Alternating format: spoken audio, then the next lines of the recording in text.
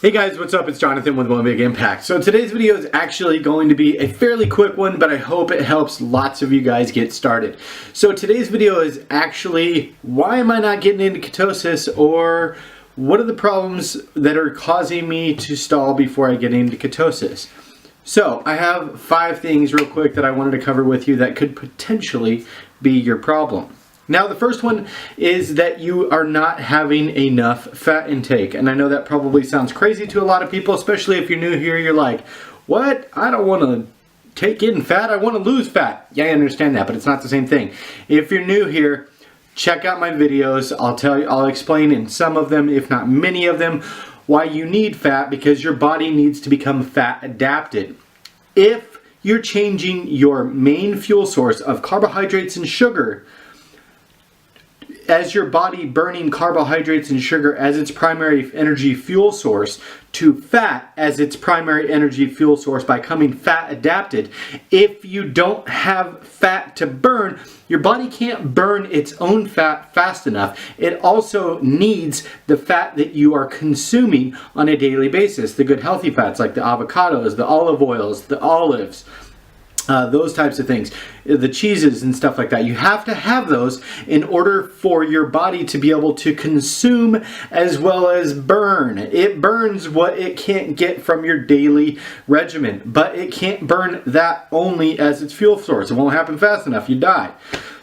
The next thing is going to be you're consuming sugars. I'm not saying you are. I'm saying if you are, that could potentially be a problem. Now, obviously, if you got your water, I'm going to try to drink this whole thing, this whole entire thing while we're making this video. So I want you guys to stop and take a water break right now.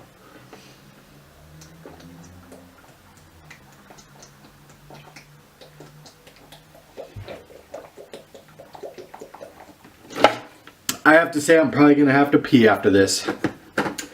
I know that's slightly inappropriate. By the way, my YouTube got hacked this morning. I don't know what the hell is going on. So if you see some crazy videos or something, it might not be me. I don't know how I got hacked, but I got locked out of my YouTube for like 3-4 hours today. So if you are having problems with ketosis, it could also potentially be that you're consuming too many sugars. And you're probably thinking, well, I took my sugars out. You know, I'm not eating sugars. Well, a lot of times I hear people all the time, they're like, well, I'm in ketosis. I'm trying to get in ketosis and I'm on a low carb regimen. And I'm like, well, what are you eating? They're like, well, the first thing they say is cantaloupe, watermelon, I'm drinking these drinks, blah, blah, blah, you know, Monster and this and that. Oh, shit, hold back. Stop. Stop the presses right now. If you're drinking or eating or consuming any sugars whatsoever, you need to stop. Have you ever heard of induction phase? If you're new here, induction phase is like a low carb regimen. It's what I base all my meal plans off of. I write customized meal plans specifically for induction type phase stuff. So it's where you virtually eliminate sugars altogether. And you almost completely eliminate carbs. The only carbs you're going to get is through vegetables, which is about 18 to 22 carbs a day. You're not going to go over that. And by doing that, you limit the availability of carbs as its primary fuel source. So you become fat adapted, like I said before. So if you're sneaking sugars in there and you don't really know, or maybe you're eating fruits or something like that, that's probably keeping you out of ketosis. So you got to keep a real close eye on what's going in your mouth if it's sugary stuff. The next thing is your carbs could be too high. Now, a lot of people can go into a state of ketosis at 50 grams of carbs. Some people need to be down to 18. Some people need to be 30 or whatever. Totally different ranges. But if you're at 50 or you're at 37 carbs per day and you're not going into ketosis, maybe you need to back it off a little bit. Make sure you're obviously eating mostly vegetables. I would stay away from the fruits and stuff like that. But if your carbs could be a little bit too high, tweak it down a little bit, you know, delete 10, go down to 27, see what happens. And it very well could be your issue. The next thing is not following a consistent meal plan. I will not be able to stress this enough. If you are not following a consistent meal plan, it doesn't have to be my meal plan, any meal plan, whatever. If you're not following a consistent meal plan, that can be the worst thing that you can do. Not only does your body know what the hell it's getting every day or what it's supposed to process every day, but once your body becomes used to what it's doing, it will respond really well knowing that it can get rid of waste and it can flush out your system at the same time every day. It gets under a routine. Now, I'm not saying long term that it's okay to potentially eat the same things over and over, because then again your body will adapt to that and it'll stop losing weight as fast.